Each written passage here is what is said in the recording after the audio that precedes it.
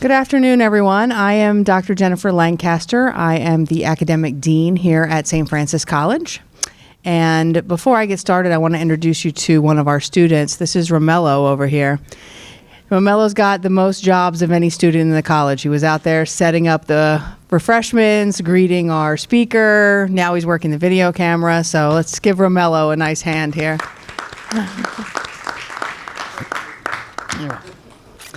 So I officially welcome you to what I believe is close to 20 Walt Whitman Writers Series lectures and panels. This started as a brainchild of English department faculty and some other colleagues here at St. Francis, and has really developed into a program where we welcome some of the best and brightest talented writers to our campus to share their thoughts and stories with us. So I'd like to welcome today our speaker, Ron Currie, and extend my thanks to Dr. Ian Maloney, Professor Theo Ganji, and the rest of the English department for putting this all together. I think we're in for quite a treat. And now I'd like to introduce Professor Ganji to introduce our featured writer. Thank you.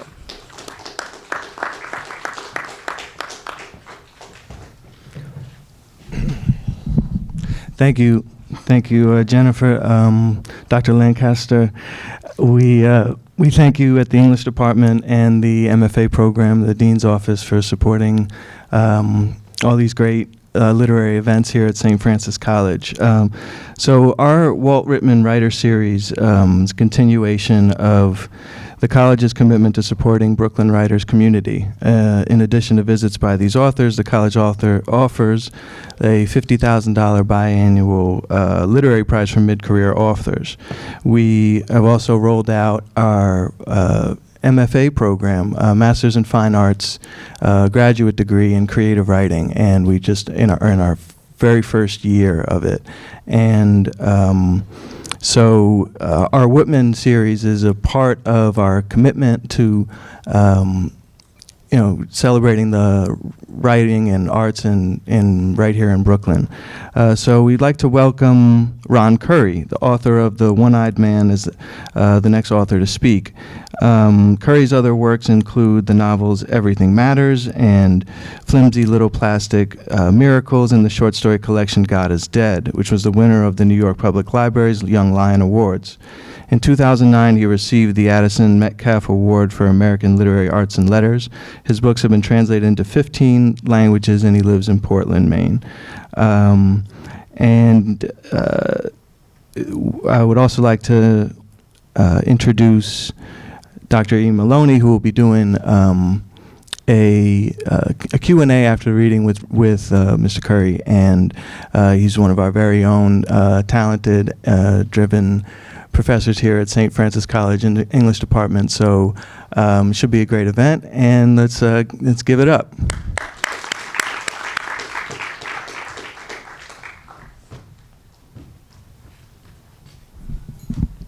For some reason, I always end up following somebody who is either a lot taller or a lot shorter than me, which sometimes can be problematic if you have technical difficulties with the microphone, which you almost always do. Thank you all for being here. It's wonderful to see you all. Thank you to Ian for inviting me, and of course to the college and the Department of English for having me here. So I'm going to read a couple of short things. The first thing is a very brief essay that I wrote years ago. I was in an online writers workshop called Zoetrope, which was funded by Francis Ford Coppola, and I think at the time the idea was that this was like the late 90s.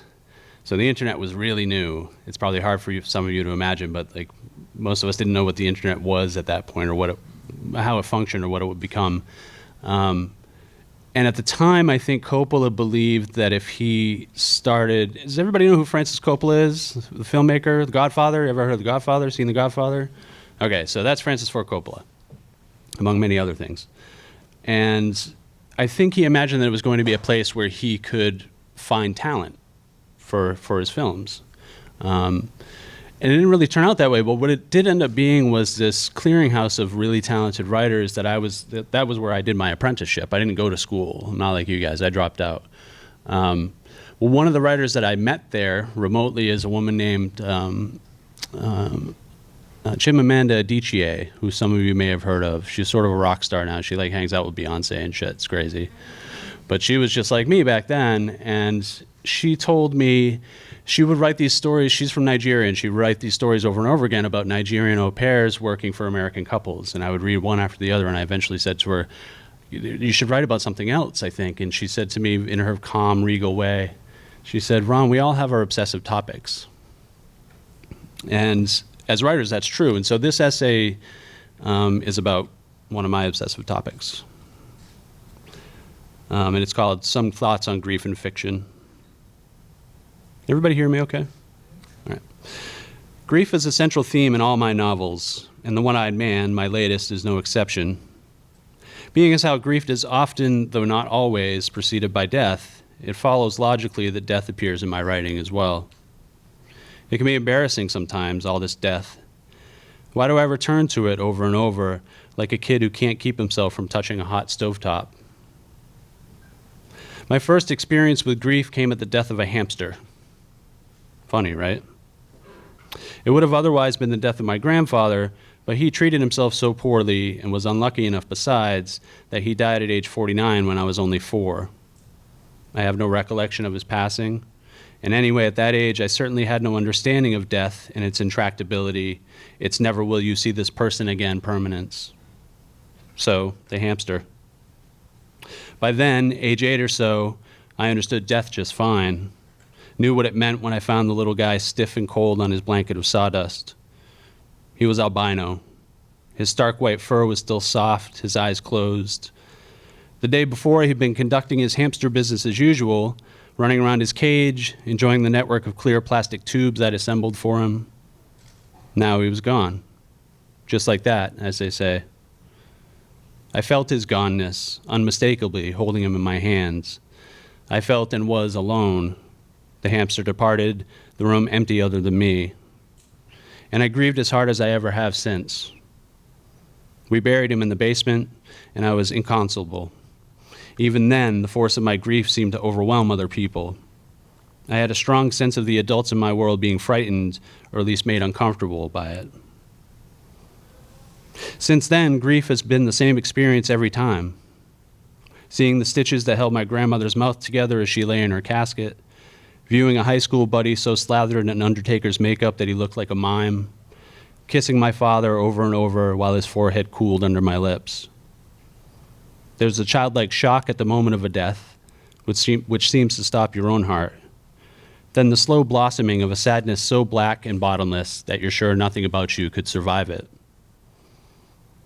But we do survive, right? And I often marvel that we manage to trudge ahead in the face of grief. It seems to me a massive, heroic thing to go on, but we all do it all the time, every day. And that's what I'm really after in my books. I'm trying to understand how we throw all that loss on our backs and keep walking, all the while aware that someday the thing that grieves us so will reach its hands out for us as well.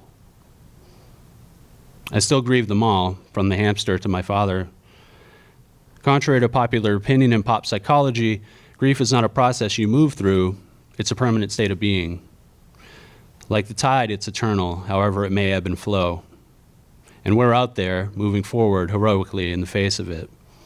That, to me, seems something, maybe the only thing, worth writing about. So that's that.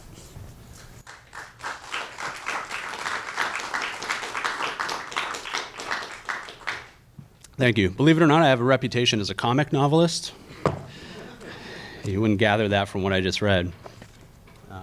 Ian can back me up on that. Yes. Funny, right? Funny. Hilarious. All right. Okay, so speaking of my novels, I'm going to read the first chapter from this, my latest novel, The One-Eyed Man.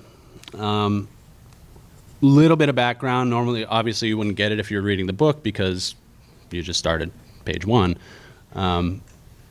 But to speak to what I just read, the main character is a guy named Kay, and he's a young widower. He lost his wife to breast cancer. And the way in which he grieves is peculiar. He loses his ability to understand metaphor. What does that mean? It means, for example, as you'll see in the first chapter, that when he gets to the side of a street and the crossing signal says don't walk, he won't walk, even if the crossing signal is clearly broken. He'll stand there for hours. And so that's the scenario that we run into in this first chapter. And like so many other things that he does as a result of his wife's death, it gets him into a lot of trouble, as you'll see. So chapter 1 is called Don't Walk. That morning, in an effort to restore some normalcy to my weekend, I left the house and strolled to the coffee shop for a grande Americano, just like a regular, irrational person. At the end of my street, the cross signal read, "Don't walk."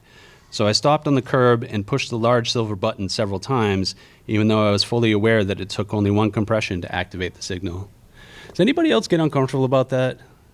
You know, you go to the crossing signal and you hit it like 16 times and you know damn well you don't have to do it. I always upset myself when I do that, and yet I do it every time. The coffee shop, a single-story cut stone building with one large plate glass window, sat on the corner directly across from me. It was busy, as mid-mornings on Sunday tended to be. People rushed in and out like they were looting the place. They pushed strollers and dragged dogs by the leash and carried great rolls of newsprint under their arms. I watched them come and go, glancing up now and again at the crossing signal, which still read, "Don't walk."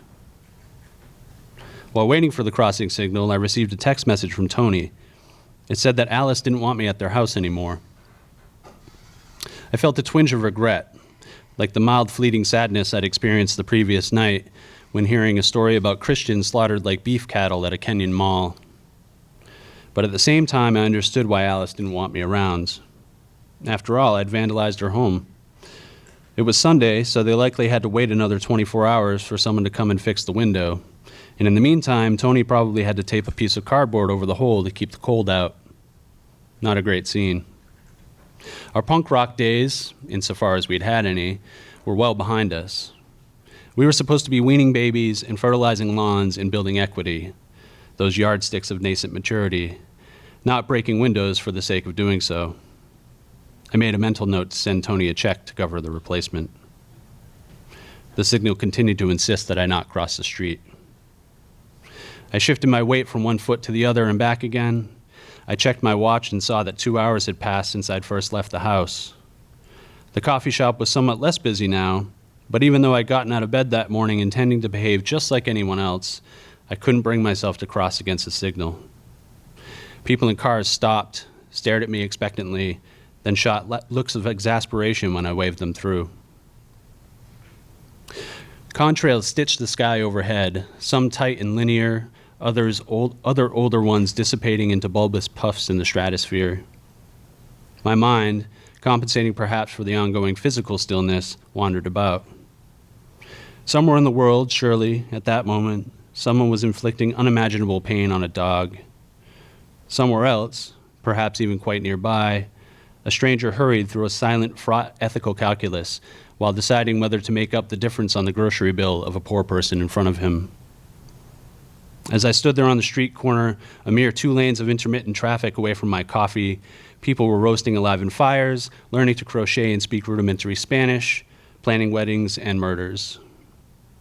The earth continued to plunge through the universe at an inconceivable speed, and upon it I waited in vain for the crossing signal to change, tongue cleaving to the roof of my mouth as I dehydrated slowly, thighs stiffening with the cold, a modest awe at the vagaries of creation blossoming in me as it did most days, those days. A few hours later, the street lamps flickered on, casting circles of bilious yellow across the pavement. Headlights from passing cars strobed my torso and face. The picture window in the coffee shop's facade glowed a warm, beckoning orange, and people sat at tables before mugs that steamed like scale model nuclear power plants. They slouched on their tailbones with their legs splayed in front of them, relaxed and comfortable. They watched videos on their tablets and turned the pages of analog books with studied contemplativeness.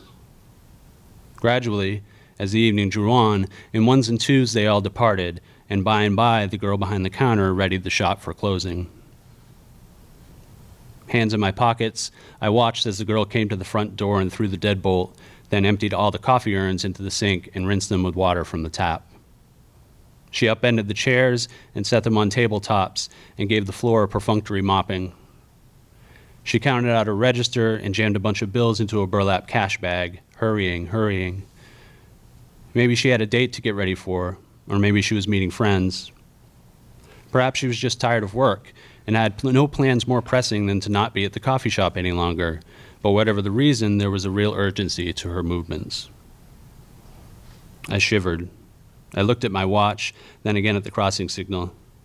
Despairing of my coffee, thinking I should finally turn back toward home, I glanced one last time at the picture window, and that was the moment when the man emerged from the bathroom and pointed a gleaming obsidian pistol at the girl who had served me my Americano all these years.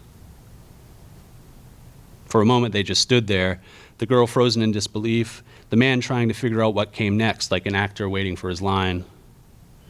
Then the man yelled at the girl and motioned with the gun in a threatening way. I couldn't hear what he was saying, of course, being across the street and on the other side of a thick pane of glass, but I could guess at the gist of it. He wanted money, certainly. Maybe he wanted something in addition to money as well. One read about such things from time to time. I reached for my phone. The crossing signal continued to glow red. Don't walk. The girl took the cash bag off the counter and held it out to the man. Before her arm was fully extended, he snatched the bag away and yelled at her again. At this, the girl clapped her hands over her ears and bent at the waist, trying to disappear, trying to will herself to time travel or disintegrate or to become any of the versions of herself that she had ever been or would ever be, anything but this version of herself, who 30 seconds prior had perhaps been daydreaming about a glass of Pinot Grigio and was now wondering if she would live to see another sunrise. The girl's mouth hung open, ragged with terror. 911, please state the nature of your emergency, a woman said into my ear. The nature of it? I thought for a moment.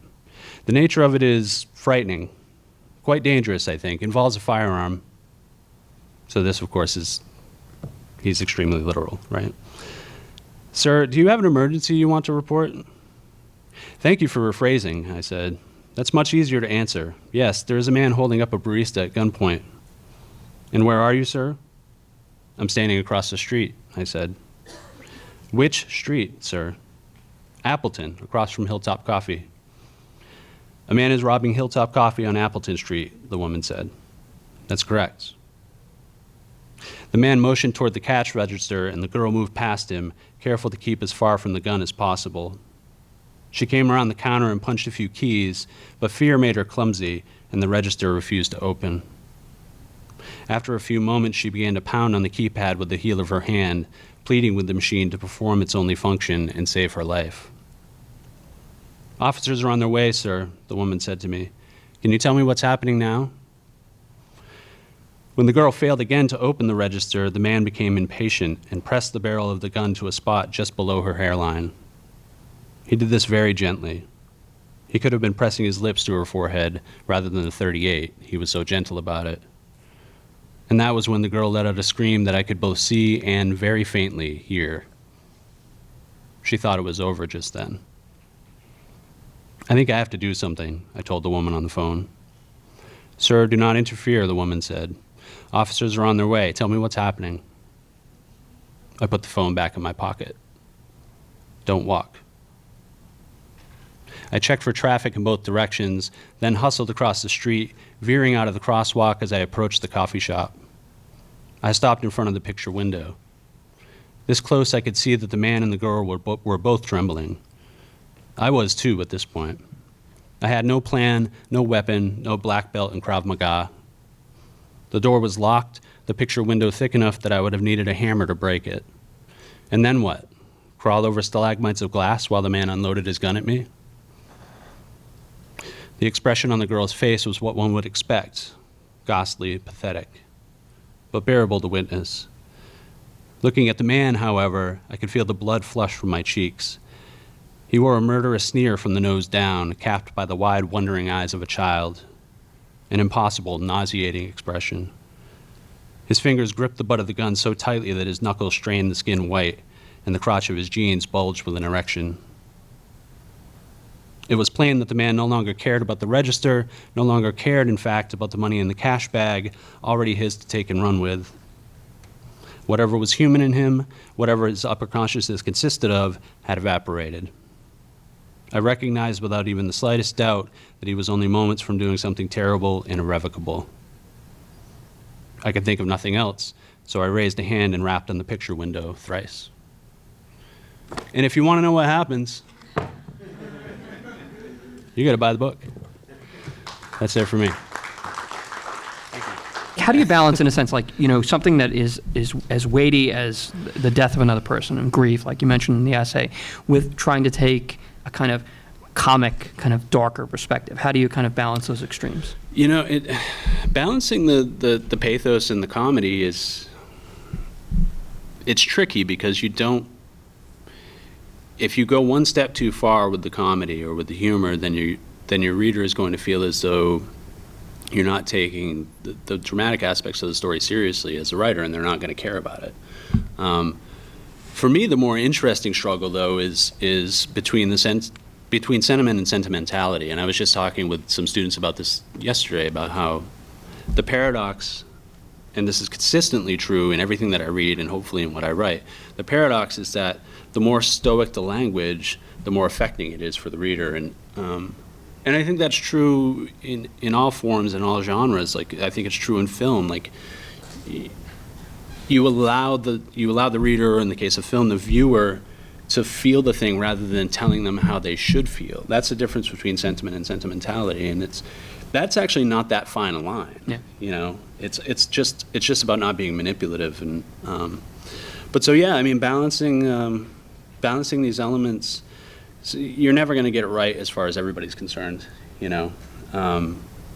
Certainly, there were some critics this time around who felt as though I had gone a little too far with the funny, and had undermined what otherwise, what happens in the book is that I alternate chapters between Kay recollecting the slow progression of his wife's death and the more current storyline that you heard the beginning of here, right? So he's remembering the past, and then we flash forward to where he is now.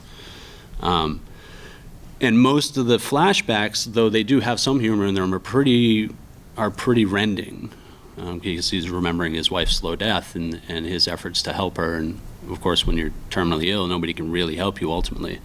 And there's also that sense in the narrator that there are moments where he kind of takes it that maybe he has more responsibility for it. I mean, there's that very poignant scene that you wrote, which definitely has this, kind of sense of talking to the doctor. That scene with the doctor about trying to reach that point where he's asking the physician, "Could I have found this?" Right. And it's a really kind of, in terms of healthcare, that really interesting line, because the doctor that you described kind of has to kind of put up the wall and shut him down, because it's speculative. Everything is speculative. Right.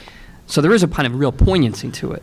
Yeah, and I think that particular circumstance, I mean, Kay believes in a very real way that he is responsible for his wife's death from breast cancer. And it's not spoiling anything to tell you why. It's because they hadn't touched each other in so long that he never would have noticed if she had a lump in her breast. So that's all tied up in their sex life, which is its own bundle of wax, obviously. But I think what that stands in for, and I'm not that big on symbolism, to be honest. Like, I'm sort of a cash and carry guy, and I'm not a lit major, so it's not really what I do. I tell stories. But insofar as there is symbolism involved with that, I think what that really represents is survivor's guilt, which is an experience that all of us have if we live long enough and obviously outlive others.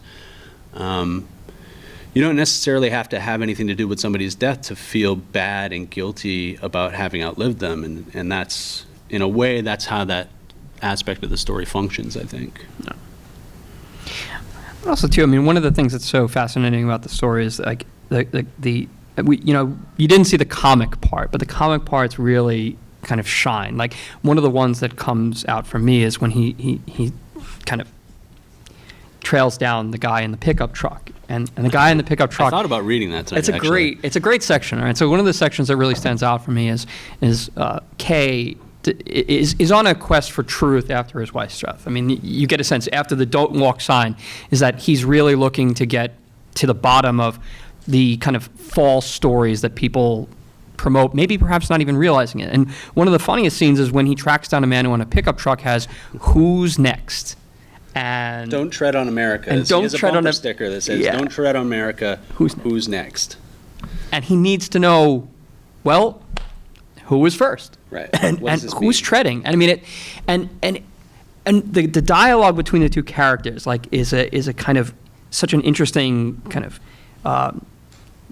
vision of, well, conversations about current events and stuff that we're talking about now, but also too with that idea of like what happens if you do have a character that is so completely wedded to literal unadulterated truth at all times, and there's just something naturally funny about that when people can't pick up on the humor of it. Yeah, and I think what's funny about it and what you're trying to do with fiction, broadly speaking, is you're trying to make people see themselves in whatever characters or stories or, incident you've created, right? And so I think a lot of people would relate to Kay just says whatever's on his mind. He has absolutely no social filters anymore. And when you combine that with the fact that he's become obsessed with factual truth, it makes him pretty unpopular. He gets beaten up a lot. He eventually gets kidnapped by a gun club. Lots of bad things come as a result of this. But I think a lot of us spend our public lives, we all have social filters to a greater or lesser degree, and that's a good thing for the most part. But I think there are a lot of us who are longing to have honest conversation, especially like public dialogue that just doesn't happen right now. And again, Kay sort of represents that. I think that urge that I believe a lot of us feel, like, can we just cut the bullshit and say what we actually mean to each other and have that be okay, Yeah, that makes a lot of sense. I mean, the book, without giving too much away, begins with a gun incident and ends somewhat with a gun incident. So I have to ask you a question. There's a lot of guns. Yeah, there are a lot of guns. And in it, I said to my students today, in a interesting, without giving away too much plot, but there's the ending is about a kind of militia group and about the homegrown kind of U.S. terrorists that we don't like to talk too much about in the news, like people like the Bundy family. And I'm interested, like, did you consciously understand like that you were going to start and kind of bookend about that issue, or just happened? I had no idea. No idea, it just happened. No idea. I know a lot of novelists who will pretty carefully plot out their stories and outline, and they'll have these really complex diagrams on the walls where each character has its color-coded line, and I'm not that guy. I just sort of I start usually with a character, and just sort of let the story grow from there. But I don't think I talked earlier about how I'm not a big fan of symbolism. What I mean by that is that I don't ever want to go into a story with the intent of or the idea that this story is going to be about this theme. You know what I mean? I think that's a bullshit way to write a book. It's theme, metaphor, all that stuff flows from storytelling, not the other way around. You don't get to story through metaphor. You get to metaphor through story. And so that's not the way that I write, but I also don't think it's coincidence that the book begins and ends with gunplay. Yeah. You know what I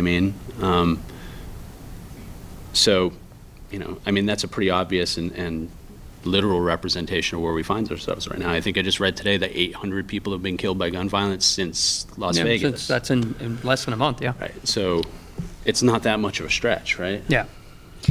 I mean, the other part, which is, obviously I think one of the major keys is, in a world that of a narrator seeking truth. And I mean, again, not to give away too much, but reality TV becomes a major part to play in this novel. The character, because of his antics, develops the attention of the media and eventually has a reality TV show.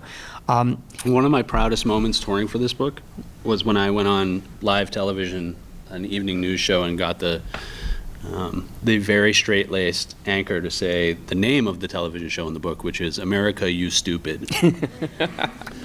That's good. It was a great moment. Yeah. Yeah, I really enjoyed that. Yeah. What was the inspiration for coming together, like kind of putting together Kay? I mean, where did you kind of draw from when you were thinking of? I mean, I'm assuming that he was the first character that you started the idea. I'm going to make some references to stuff that's pretty old, and so Yeah. maybe you guys may not know this stuff, or maybe you do. Confederacy of Dunces, Ignatius J. great book. Riley. Yeah. Anybody know that book? Handful Yeah. of you. So those of you who don't really ought to pick it up. Pick it up before mine, actually. And also, and this comparison was made in some of the reviews of the book, Network, the film. Oh, yeah. Okay. I'm mad as hell, and I'm not going to take it anymore. Like, that's sort of, I mean, Kay doesn't get mad like that, although he does, but in his way. But, you know, those two characters, in particular, like, so it's almost as though Ignatius J. Riley from Confederacy of Dunces has his own TV show a la Network, right? Like, and of course, Ignatius was just, I mean, how do you even describe him? He's almost like from Rabelais or something. He's just like this larger than life figure, right? And Yeah. completely absurd. Yeah. But also brilliant. Yeah. And just a complete iconoclast, you know, doesn't believe in anything, but also has his own very rigid code about how things should be, right? And that pretty much sums Kay up. Yeah. No, that's right. So I sort of picture him as a, you know... And a little Kafka-esque. But the circumstances are more like where Kafka comes in, at least insofar as I can channel him. But no, I see him as sort of, Kay as sort of an update of Riley. Interesting. That's a great story for that book, too. I mean, that book, you know, talk about writers that are out there. I mean, that book was actually sold by his mother. His mother, he had actually committed suicide, and his mother was peddling that book all around town, and finally got Couldn't Walker sell it. Percy she begged him to read it, and he was like, "Why would I read your dead son's book?" And she was like, "It's a great book," and he agreed. So it's interesting. And then it won the Pulitzer. Yeah. So just goes to show, keep plugging away. Yeah. Don't give up. Are there questions that any of the audience members would have for Ron? Do you have a question about writing in general? Anything at all. Anything. Oh, yeah. Influence is really tricky to trace, I feel like. I'm not trying to avoid the question, I'm sort of prefacing my answer. I feel like mine is really the first generation of American writers that grew up watching a shitload of TV. So it's sort of inevitable that that's going to make its way into our books, I think. So I could tell you honestly that, you know, Faulkner is a huge influence, and that's true. But Faulkner is probably not any more of an influence on me than, you know, the Fonz. And I mean that in all sincerity. Like it makes for, you know, in my third book, I have this probably too cute by half epigraph at the beginning of the book where I go on and on about how, you know, I'm uncomfortable with epigraphs. I don't really want to write one because I feel like when people write super serious epigraphs, it's like they're trying to lash themselves to the canon and, you know, put themselves next to Hemingway or whomever they're quoting. And then at the end of it, I quote Mickey Goodmill from Rocky. Like, fuck it, here you go. I'll give you a fucking epigraph. Here you go. And it's women weak in legs from Mickey and Rocky. So, like, and I admitted in that epigraph, like, I'm more familiar with Rocky Balboa than I am with, like, Senegal, you know? So anyway, influence, but to answer your question, I mean, as far as writers are concerned, you know, the 60s postmodernists, Barth, Pynchon, Bartolome, huge influence. When I first read that stuff, when I first read postmodernism at all, whether it was, you know, David Foster Wallace or, you know, a handful of others, like I realized that was, up until that point, I had been writing some very serious realist fiction that was perfectly serviceable, but the world totally did not need. There was nothing vital about it. And I realized, Kurt Vonnegut, maybe, too? Vonnegut, sure. I mean, I read Vonnegut early, as a lot of people do. He's an influence, but I've actually sort of come to resent a little bit the comparison because I don't think it's terribly apt. But yeah, I mean, but I love Grace Paley as much as I love Pynchon. You know, I'm all over the map. And I think they all influence me in one way or another. Influence can be something as simple as sending me to my desk. I read something that I think is really hot shit, and I get fired up to write, and then I go write. So, like I said, it's a very slippery thing. It's hard to define influence for me. Just sort of tagging along on that particular question, people always seem to ask writers, who is your influence? What inspires you? As though it is, and it could very well be so, something that gets you to sit down and write. I guess I have another part of that type of thing is there anything that ever gets in your way? Are there Are you kidding? figures out there that get in your way? Are there things in your life that stop you from writing? Yeah, and the paradox is that oftentimes I can read something that's really good and it paralyzes me because I think I can never equal that. That definitely gets in your way. But life gets in the way. And I'm teaching a class right now. I don't do a whole lot of teaching, but I do these little 10-week standalone courses sometimes. And this one is about getting across the finish line with a novel. Like, you're just trying to push and prod and sometimes carry them to the conclusion. We talk a lot about what I term emotional patronage, which is the way I define that is like you need somebody in your life, usually a partner, but not always, who's going to allow you to be an artist, which means that you're going to be a selfish bastard. You're going to spend a lot of time and energy, emotional currency on your book that you should be spending on them, et cetera, et cetera, et cetera. Without that, it's really hard to get this sort of work done, I think. But also, I think as writers, we more often than not, we're getting in our own way. I can't tell you how many times I've cleaned a toilet because I was trying to avoid writing.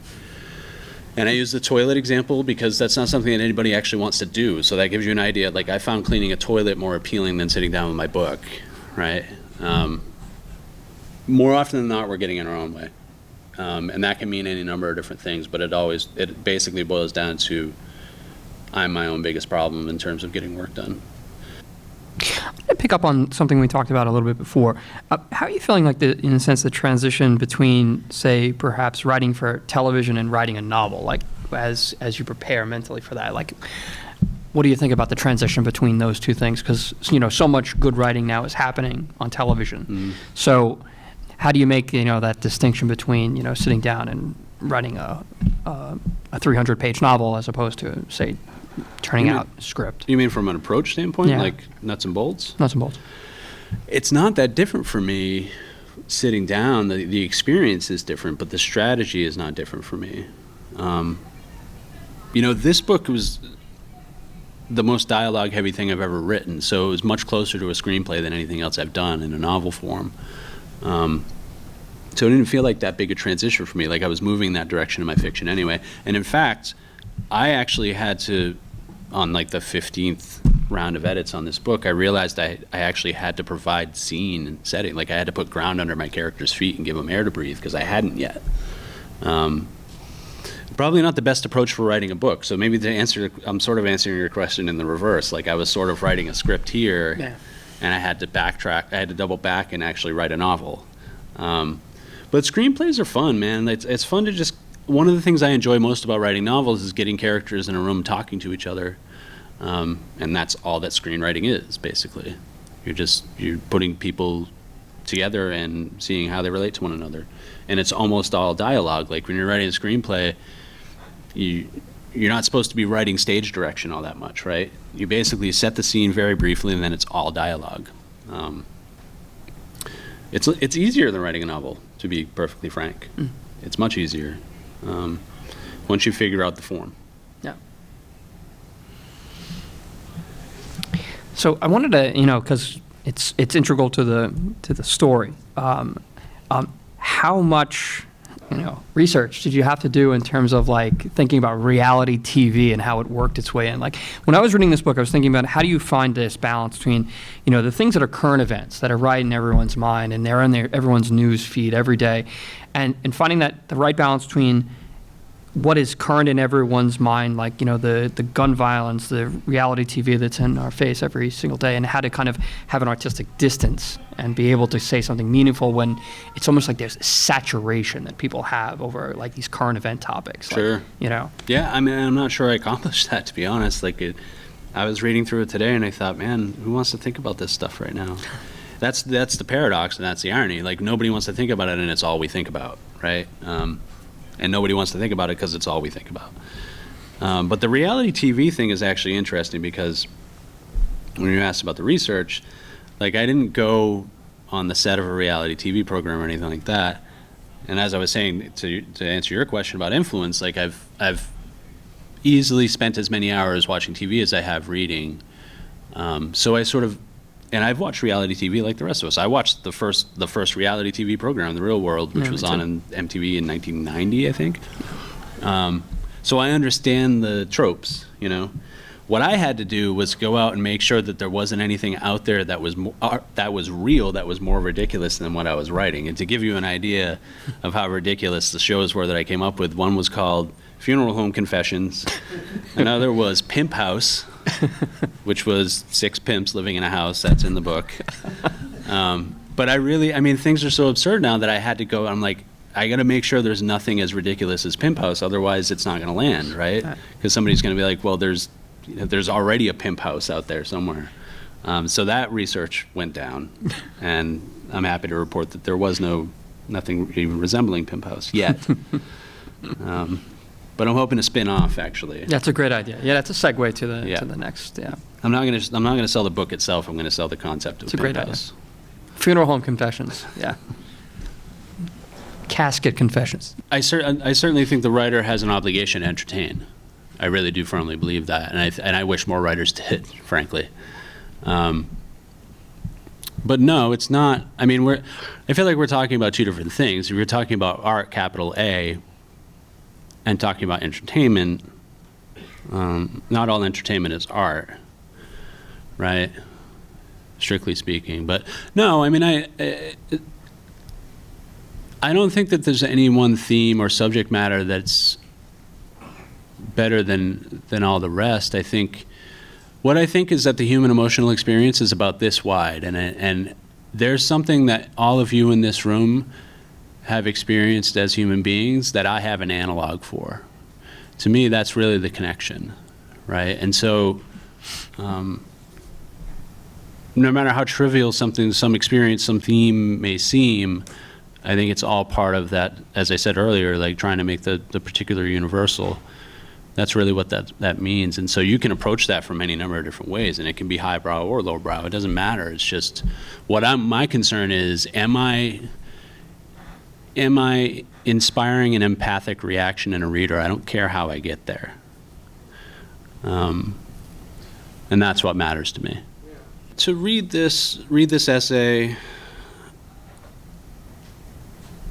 I mean, again, I'm hoping that people will recognize their own experiences in what I'm describing, but also it sort of sets the stage for what the book is as a whole, right? And rather than going into a dry 5-minute explanation of the incident in the book, I'd rather give an impression of what its emotional content is, to sort of like set everybody up. Like, this is where we're living in this book emotionally. So that's the purpose of reading it in this context. Yeah. And that's like kind of when you think about one of the real interesting thing that Ron does in the book is like it's difficult to balance a dark comedy where a character is literally going after people all over the place, from the Whole Foods, Total Foods, right? Total Foods. No one gets sued. And asking them, as you're selling pumpkins, why are you gaga of gourds? This doesn't make any sense.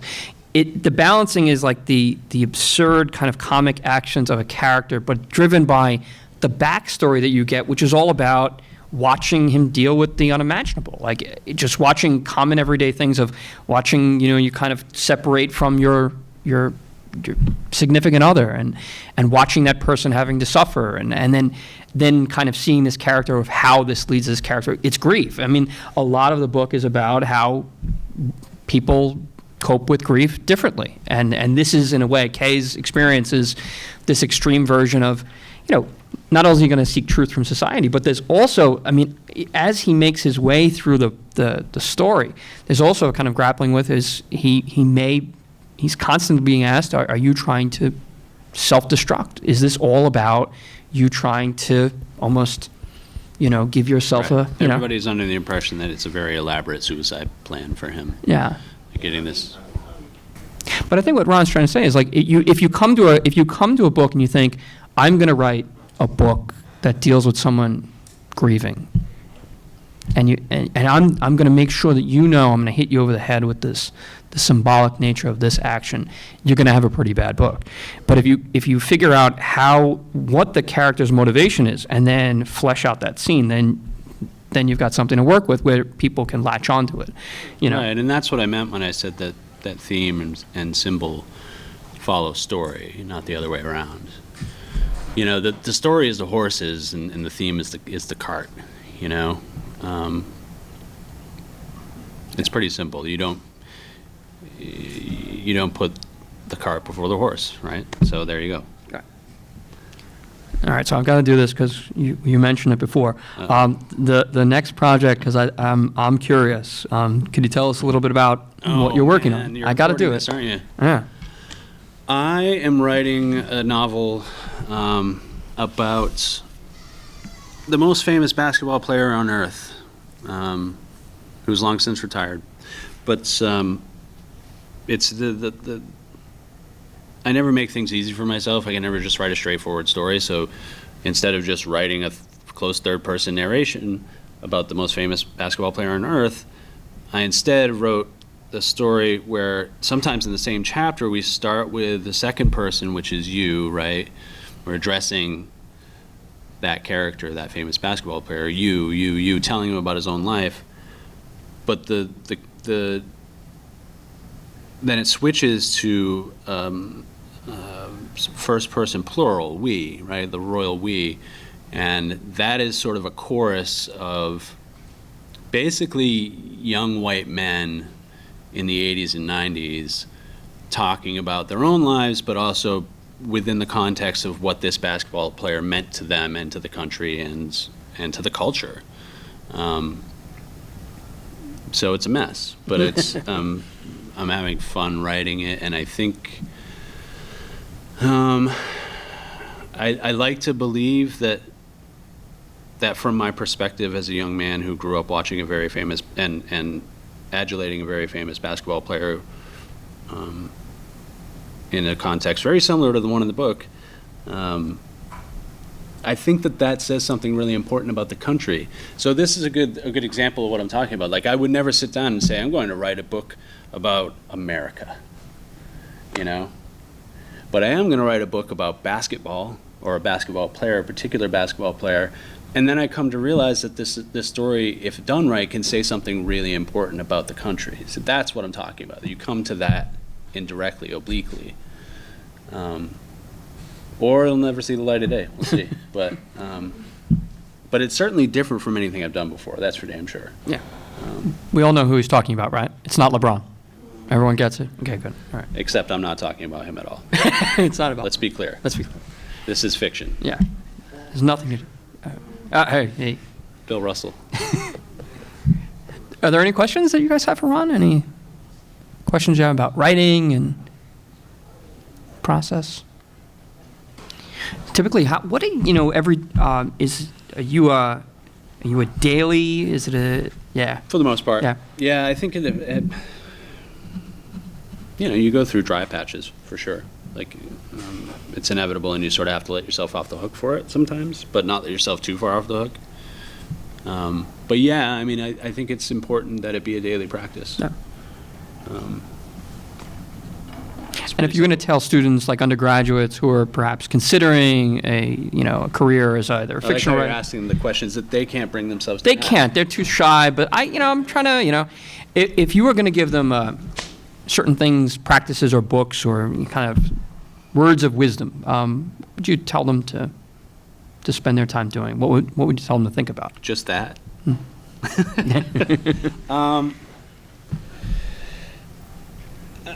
I guess I would say that there's really no trick to the whole thing. it's work like any other. I believe if you're reasonably intelligent, intelligence doesn't even really figure into it that much. It's more about being willing and capable of observing other people closely for a long period of time and coming to understand them in a way that enables you to render them convincingly on the page. And then doing that and practicing it and practicing it and practicing it. There's no trick to it. There's no secret handshake. It's just about reading the best things you can get your hands on and writing and writing and writing and really being a student of humanity. Because ultimately that's the raw material of our stories, is other people. And it's pretty simple. I don't like to pretend that it's any more rarefied or complicated than it is for me. Which is not to say that it's easy, because it's not. It's not easy at all. But it's not complex, you know. Read your asses off. If you want to write well, read a lot. It's that simple. Makes sense. And study psychology and maybe philosophy. I think psychology and philosophy courses are probably more useful to the young writer than writing courses or lit courses. Again, because it helps you, like you can learn about people's mannerisms, the way that they speak, the way that they dress, the way that they behave from observing them. You can learn their motivations from psychology, right? You can learn their interior landscapes, which is also a useful tool for a fiction writer to have. Whereas a literature course is really about analysis of trying to kind of figure out how it works. Right, which is, you know, I mean, you want to also read like a writer, like you want to get under the hood. You're not just reading for pleasure. You should do that. You should stay connected to that. But you really want to get under the hood of a narrative and figure out what makes it run. But you can do that outside of a lit course. I'm sorry. No Take problem. lit courses. Heard nothing about this. Any other questions for Ron? Well, I just wanted to thank you for Absolutely. coming and Thank you. talking to us. Thank you, everybody. Appreciate it.